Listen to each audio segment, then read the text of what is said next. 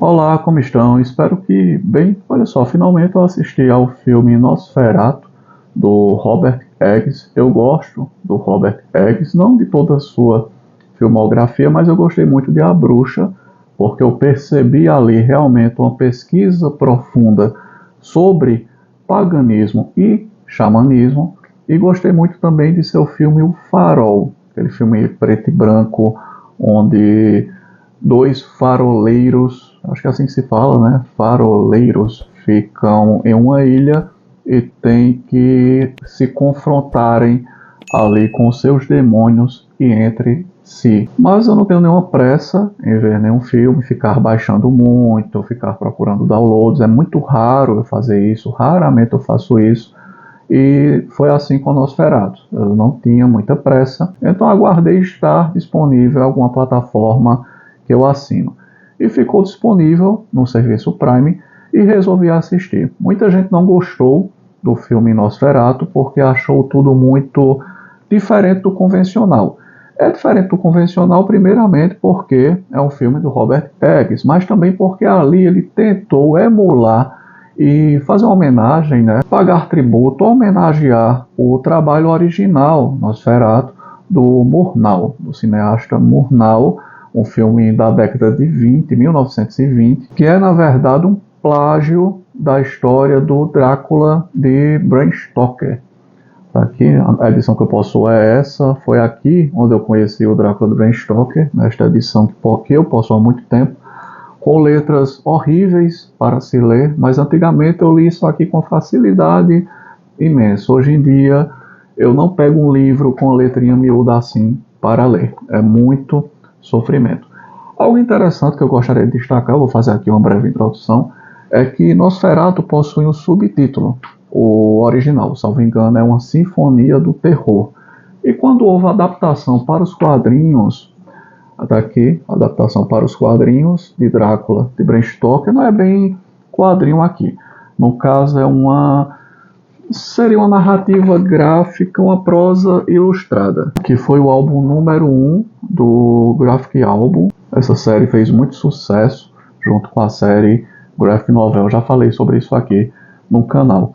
Ficou de subtítulo Drácula, uma sinfonia de pesadelo ao luar. Olha só, eu acredito que esse subtítulo aqui é uma homenagem ao trabalho do Murnau. Eu penso que o plágio do Murnau, o Nosferatu, ele ajudou muito a se popularizar o livro do Bram Stoker. O que é que houve? O Bram Stoker estava falecido e o Murnau gravou o filme sem ter direitos autorais sobre a história. Então ele fez algumas alterações, né? O Conde não era Drácula, não era ali o Vlad Tepes. O Conde se chamava Orlok, mudou o nome de personagens. A gente não tinha mais o Jonathan e a mina com esses nomes.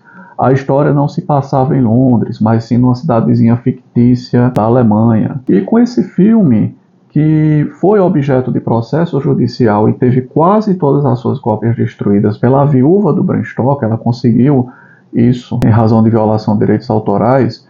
Eu penso que diante dessa produção cinematográfica foi que Drácula se tornou ainda mais conhecido no decorrer do tempo. Mas vamos voltar, muita gente acha estranho, por quê? O filme do Robert Eggers, né, no finalzinho de 2024, ano passado, é que ele tentou ali também emular um filme expressionista e com atuações exageradas. Quem já assistiu a Nosferatu, o filme da década de 20, percebe 20, né, 1920, porque quando a gente fala hoje década de 20, o cara pensa que é dessa década agora. Por ser um filme mudo, tem atuações muito exageradas, muito. Tem aquele exagero de expressões e a ambientação também é esquisita. É o que eu gosto de chamar de cenários de papel machê. O filme do Robert Eggers tem cidadezinhas, as cidadelas mostradas, elas parecem que foram feitas de origami.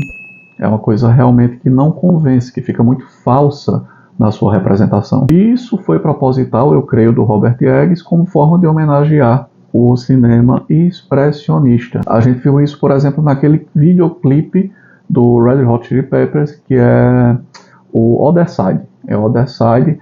Eles fizeram também essa homenagem ao cinema expressionista e as cidades, né, ficam artificiais. Elas parecem feitas de papelão, de papel machê, de algo de baixa qualidade. E realmente eram cenários construídos com pouco orçamento, com baixíssima qualidade em razão desse pouco orçamento, e em razão também da insuficiência técnica que se dispunha na época. E vamos lá, para continuar este vídeo, eu tenho alguns apontamentos. Como eu falei, eu venho escrevendo algumas coisas para não esquecer tanto que eu devo falar. Tem uma curiosidade nesse filme Nosferatu, que é a participação do Willem Dafoe. E é curioso porque o Willem Dafoe, ele também foi o Nosferatu. No caso lá, ele é o plágio do Van Helsing no filme Nosferatu do ano passado. Mas no filme A Sombra do Vampiro, do ano 2000, com John Malkovich, ele interpreta o vampiro. É um filme muito bom. Quem não assistiu A Sombra do Vampiro, com John Malkovich e Willem Dafoe, um filme do ano 2000, assista. Porque ali é o seguinte, o Murnau, ele queria tanto perfeccionismo na sua produção, que ele contratou um vampiro de verdade.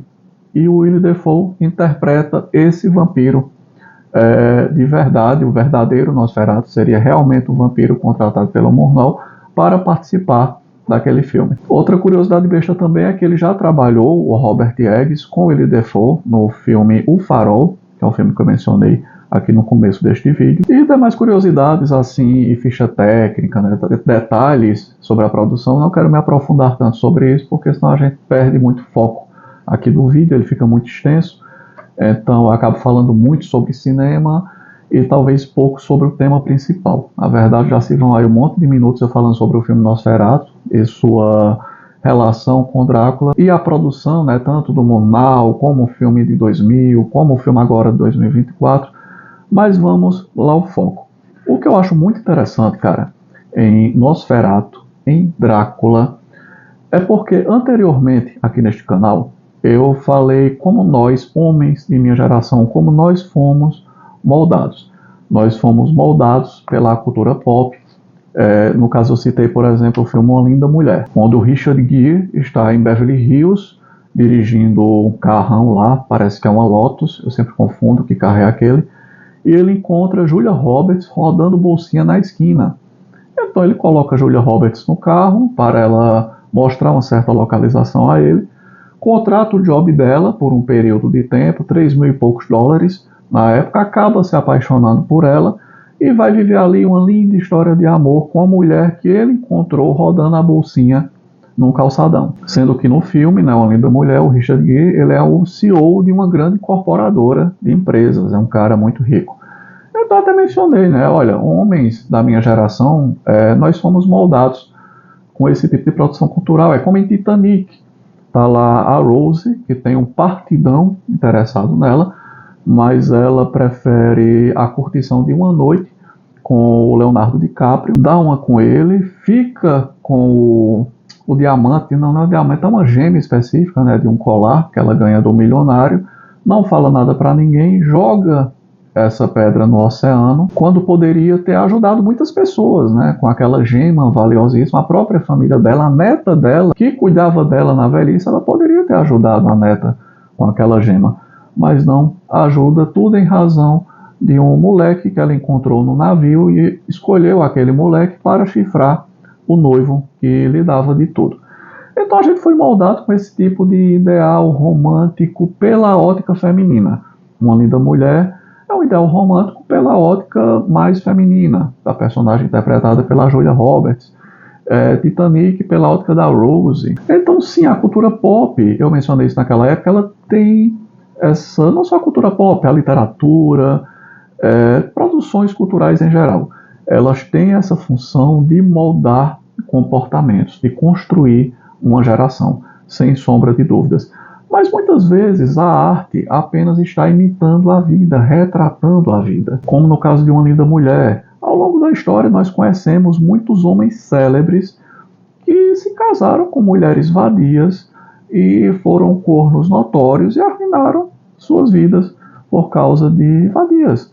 A gente tem, por exemplo, entre nós, o Euclides da Cunha, autor de Os Sertões, que foi morto em um duelo brigando pela buceta de sua esposa com um marinheiro. E, salvo engano, após ele levar um balaço que o levou a óbito, A sua ex-esposa, então, a viúva, foi viver com esse marinheiro, salvo engano era um marinheiro, um militar, não sei de que arma, né? Se é exército, marinha aeronáutica, mas salvo engano realmente era um marinheiro, e foi viver com ele enquanto o cadáver do Euclides de Alcunha ficou ali apodrecendo.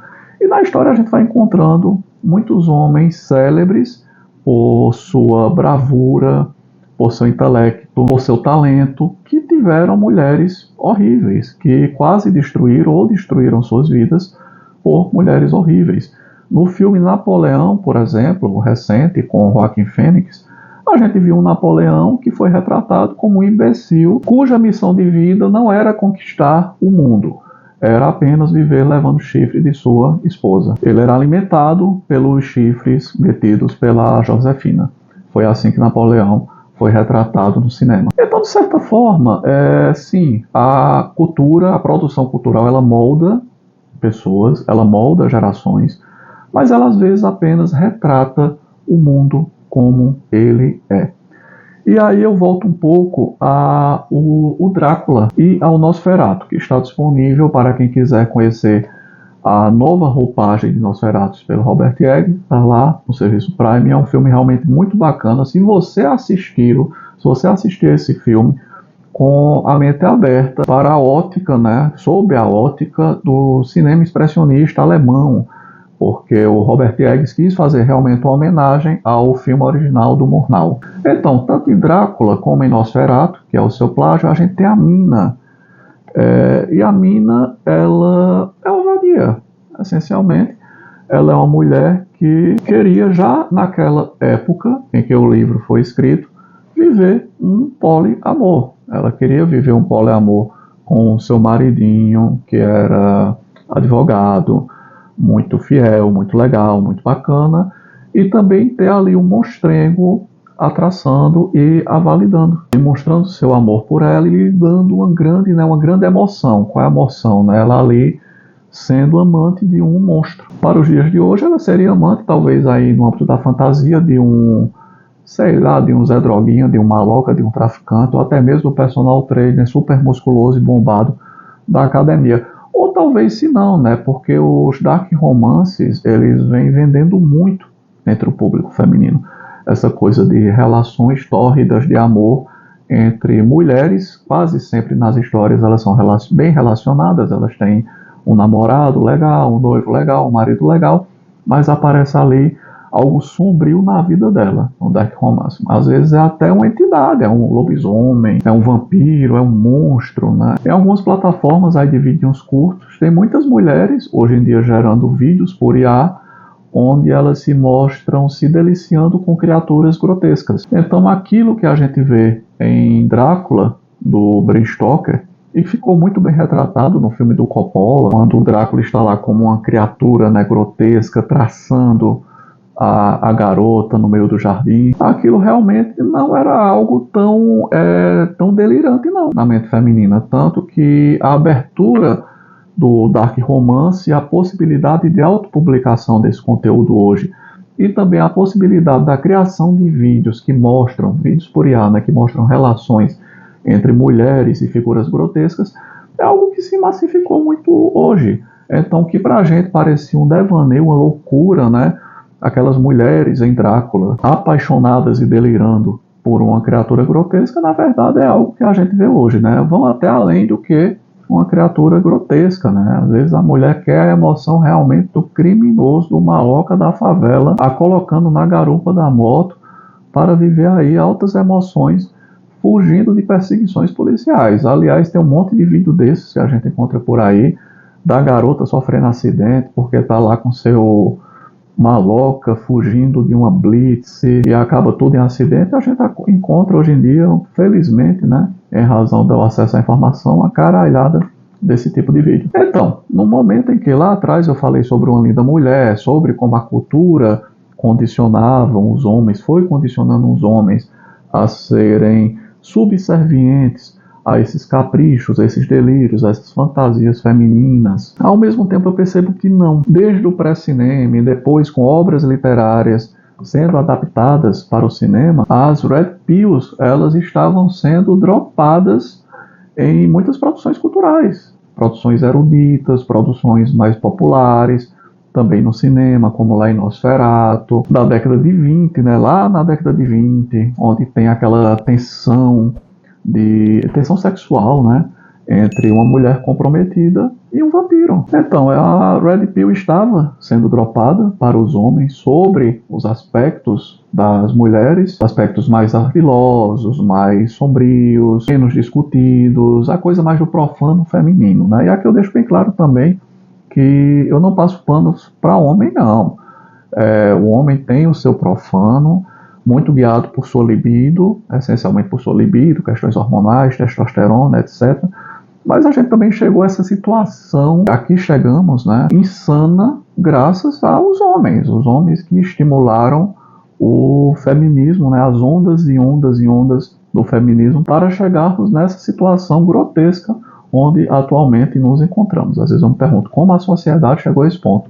Simples, graças à libido do homem, basicamente foi isso, que foi permitindo o avanço dessas ondas do feminismo e viemos parar aqui onde estamos. Aliás, foi graças também, em razão da libido masculina, sobretudo da libido e da estupidez própria do homem, do masculino, que essa pílula amarga não era tomada. Nós estávamos ali consumindo muita informação, seja por livros, como falei, em obras mais eruditas, obras mais populares, em seriados, no cinema, até mesmo em histórias em quadrinhos, mas não queríamos tomar este remédio amargo. Por quê? Porque é realmente amargo. E não oferecia a recompensa rápida que o homem queria. E quando eu falo homem, não é aqui feminista, não. É principalmente o homem conservador, o homem que não é feminista, mas é liberal.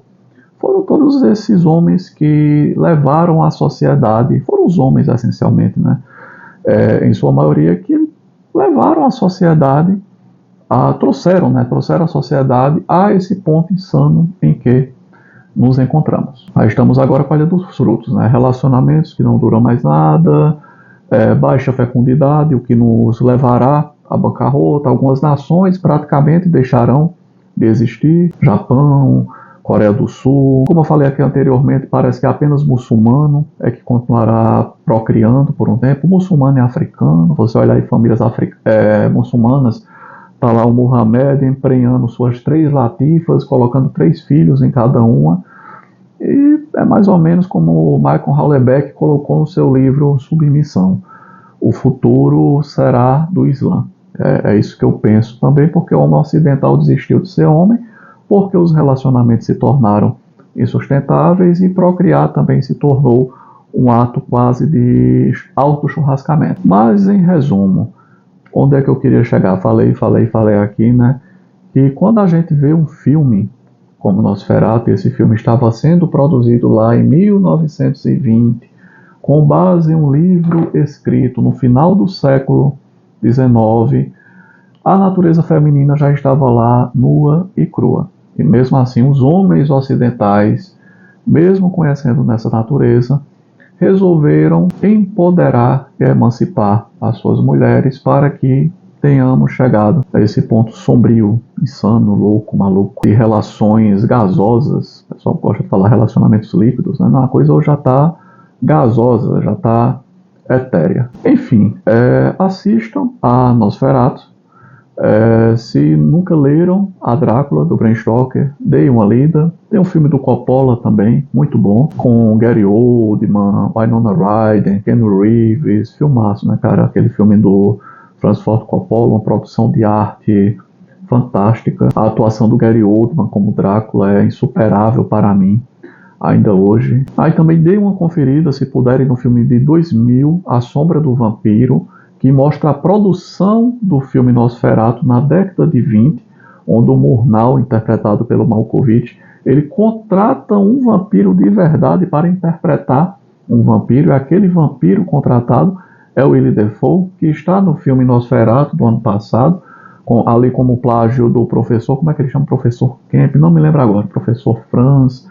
É um professor que é o plágio do professor Van Helsing da obra do Bram Stoker. E destacar esse ponto, né, como a figura feminina, os aspectos femininos, da feminilidade, esses aspectos que não são tocados, não são abordados, já estão bem presentes naquelas obras desde muito tempo. A gente é que se recusava a observar. Eu penso que a nossa cultura, né, tem muito essa coisa do marianismo, em razão da maior parte da população ser cristã e ter sido católica durante muito tempo, prezou muito pelo marianismo, a Virgem Maria, a pureza feminina, e esqueceu de olhar este outro viés feminino. O mal sempre foi atribuído ao homem e a benevolência sempre foi atribuída à mulher, ao feminino.